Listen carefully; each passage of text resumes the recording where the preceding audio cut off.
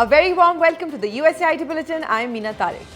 In today's USAID Bulletin, we will take a look at USAID's support in providing humanitarian assistance in Pakistan, which reaches millions of people throughout the country every year with life-saving services. USAID's Bureau for Humanitarian Assistance has provided support to the government of Pakistan and community leaders for more than a decade in efforts to help prepare for and lessen the effects of natural disasters. The US government was in the forefront of relief and reconstruction after the devastating 2005 earthquake that struck northern parts of Pakistan.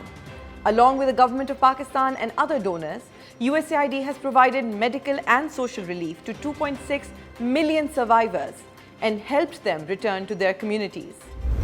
USAID's Earthquake Reconstruction Program rebuilt schools and health facilities destroyed by the earthquake, revived and improved education and healthcare services by training teachers and medical staff, and restored livelihoods with expanded economic opportunity.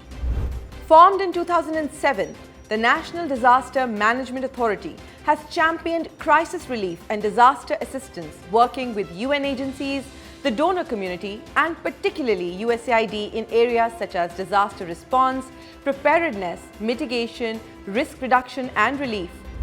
Over the years, USAID, through its partner organizations, has been instrumental in providing humanitarian assistance to the disaster-affected communities, such as the internally displaced populations or IDP crisis in 2008, the flash floods of 2010 that affected 25 million people in 28 districts across Pakistan, the subsequent floods from 2011 to 2013, and the 2015 to 2016 drought, the Chitral earthquake, and more disasters. USAID's disaster response to Pakistan includes emergency nutrition services for malnourished mothers and children under 5 years old. Let's take a look at a couple of humanitarian assistance projects. USAID funded the Improving Livelihoods and Enterprise Development Program, I-LED, to assist the communities affected by the October 8, 2005 earthquake. This program helped increase the incomes of affected people by linking them to markets with economic growth potential. USAID rehabilitated various basic health clinics in North Waziristan district after the 2009 conflict.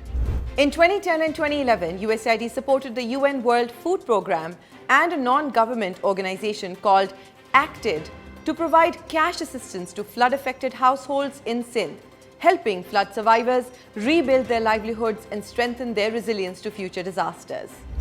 USAID also worked with UNICEF to provide nutrition services to more than 24,000 children younger than 5 years of age, experiencing severe wasting in Balochistan and KP province.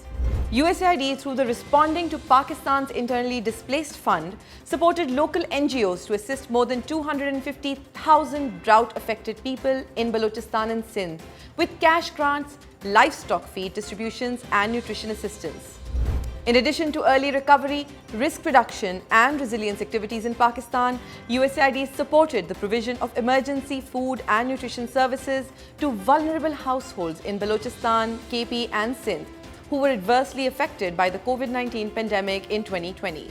USAID is also providing continued support to displaced populations, host communities, and returnees in KP, with programs facilitating the transition from a humanitarian to a development response and needs-based vulnerability assessments to inform the prioritization of populations targeted for assistance. Guided by the Pakistan Preparedness and Response Plan and featured in the COVID-19 Partners Platform, USAID is partnering with the National Disaster Management Authority and Ministry of National Health Services, Regulations and Coordination to mitigate the COVID-19 epidemic, and has provided 200 ventilators and trained more than 600 health workers in 64 Pakistani hospitals. As always, thank you so much for watching. We look forward to your suggestions and your comments, and we'll see all of you again next week.